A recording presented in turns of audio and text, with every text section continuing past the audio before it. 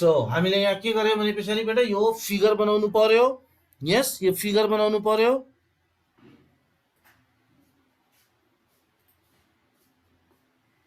Figure बनाउनु पर्यो। This is समवाट the shape of the अर्थ। अर्थको यो समवाट शेप हो। हामी कसरी बनाउनु पर्यो, यो पोल्स तल र माथि नर्थ र साउथ पोल्स जुन छ यो पोल्समा अलिकति थिचिदिने, फ्ल्याटेन्ड गरिदिने र इक्वेटोरियल रिजनमा अलिकति बल्ज आउट गरिदिने। नाउ सेन्टरबाट पोल्सको रेडियस आरपी, सेन्टरबाट इक्वेटरको रेडियस आरई लेख्यो हैन। And it is well clear from the figure that the radius of earth is not constant. अर्थको रेडियस कन्स्ट्यान्ट छैन, अर्थको मास कन्स्ट्यान्ट छ। Radius is different at different places. हामी जुन लिइरहेको हुन्छौँ, एभरेज लिन्छौँ, अर्थको रेडियस जुन लिन्छौँ 6400 किलोमिटर जुन लिन्छौँ त्यो के हो, एभरेज लिएको हो। तर 6400 किलोमिटर इज एभरेज। त्योभन्दा बढी छ इक्वेटरमा र त्योभन्दा कम छ पोल्समा। हेर्नु नि। सो यसले डिपेन्ड, यसले असर के गर्छ त्यस पछाडि हामी बुझ्नु पर्यो। यहाँनिर के देखिन्छ अब, तिमीहरूको स्लाइड ठाउँ कहाँ सानो छ यहाँ। So we can have an data RP र RP. Can you tell me what is the relation between RP and RE? अस्मिताले भन्ने what is the relation between RP and RE? RP भनेको radius of pole, radius at pole र RE भनेको radius at equator. यो बिचमा यिनीहरूको बिचमा केही सम्बन्ध छ, कुनै रिलेसन इस्टाब्लिस गर्न सकिन्छ?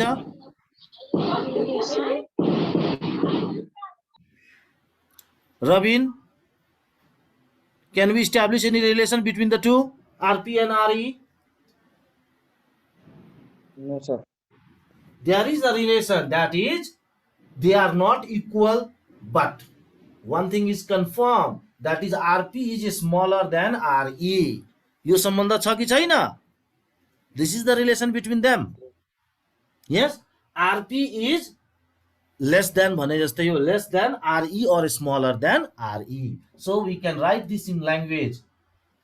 Radius of earth at poles bracket ma RP is smaller than the radius of earth at equator RE माथि लेखिसकेको छ हो कि हैन? यस, यो हामीले लेखिसके। यसबाट हामीले अगाडि जुन छ यो भन्दा अगाडि हामीले के पढेको थियो, what we have concluded, there was a formula of the weight. वेटको फर्मुला थियो हामीले यो भन्दा अगाडि निकालेको थियो हो कि हैन?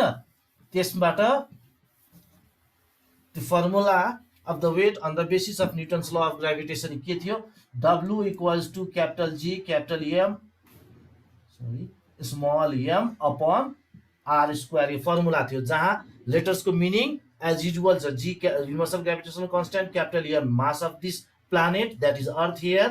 मून भयो भने मूनको मास भइहाल्छ क्यापिटल M। अहिले हामी अर्थमा बसेर कुरा गर्दै छौं and small m is the mass of the object on the earth. Suppose अहिले रबिनको कुरा गर्दै थियो, रबिन अर्थमा छ यहाँ, त this is the mass of Rabin. R is the radius of the earth. अब यो capital G is constant, mass of earth is constant, small m मैले रबिनको कुरा गरे भने mass of Rabin is also constant everywhere. So weight varies inversely to the square of the radius हामीले निकाल्यौं। अब रेडियस पनि कन्स्ट्यान्ट हुन्थ्यो भने कुरा समाप्त भइसक्थ्यो हो कि न? Weight will be constant everywhere on the अर्थ।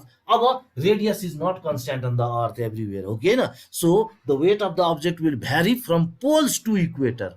के हुन्छ, रबिनको मास इक्वेटरदेखि पोल्समा आयो भने चेन्ज हुँदै आउँछ। अब Ronika, now tell me, if Rabin moves from poles, north पोलबाट मुभ गर्दै इक्वेटर तिर आउँछ, yes, if it is moving from this way, this डाइरेक्सनमा मुभ गर्दै आउँदैछ भने what will happen to its weight? उसको वेट के हुन्छ, घट्छ बढ्छ कि केही हुँदैन? चेन्ज हुन्छ। चेन्ज हुन्छ कसरी? इन्क्रिज हुँदै जान्छ कि घट्दै जान्छ? इन्क्रिज हुन्छ। इन्क्रिज हुँदै जान्छ कि घट्दै इन्क्रिज हुँदै जान्छ कि डिक्रिज हुँदै जान्छ that is what you have to tell from the relation we have just established हामीले जुन रिलेसन इस्टाब्लिस गर्यौँ त्यो रिलेसनबाट रहेर भन्नु पर्यो रिजन पनि दिनुपर्छ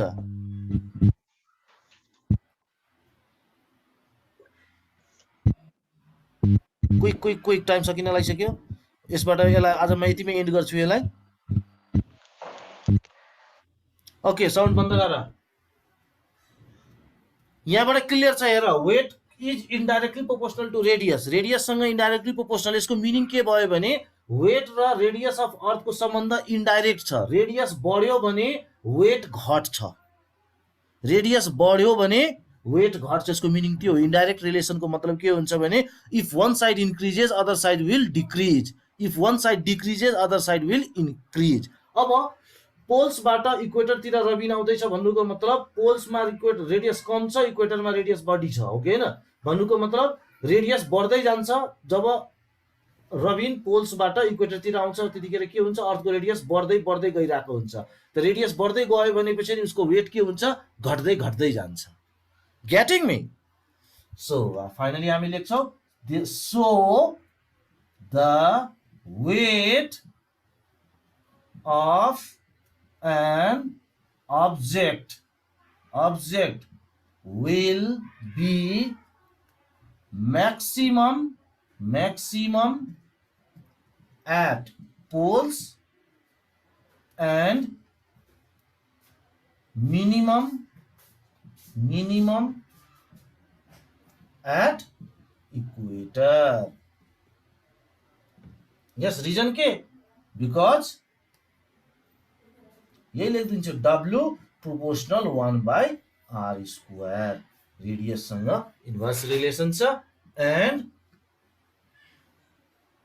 and RP is less than RE यति हो यो गिभ रिजनको क्वेसनहरु got and RP is less than RE हो कि अब रबिनको आन्सर के भयो रबिन पोल्सबाट इक्वेटरतिर आउँदै गऱ्यो भनेपछि उसको वेट घट्दै गइरहेको हुन्छ कहाँ सबभन्दा कम हुन्छ त सबैभन्दा कम जतिखेर जुन इक्वेटोरियल लाइनमा आउँछ कुन जुन देश इक्वेटरको लाइनमा पर्छ त्यो जुनै पनि देशमा इक्वेटरको लाइनमा उसको रेडियस सेम रहन्छ सरी उसको वेट सबैभन्दा कम रहन्छ यस पोल्समा नर्थमा जाओस् वा साउथ पोलमा सबैभन्दा म्याक्सिमम हुन्छ okay so you will watch this video यस पछाडि एक्सेलरेसन ड्यु टु ग्राभिटी वाला भिडियो पनि वाच गरिहाल्ने यो च्याप्टर अब सकिन लागिसकेको छ थ्यांक यू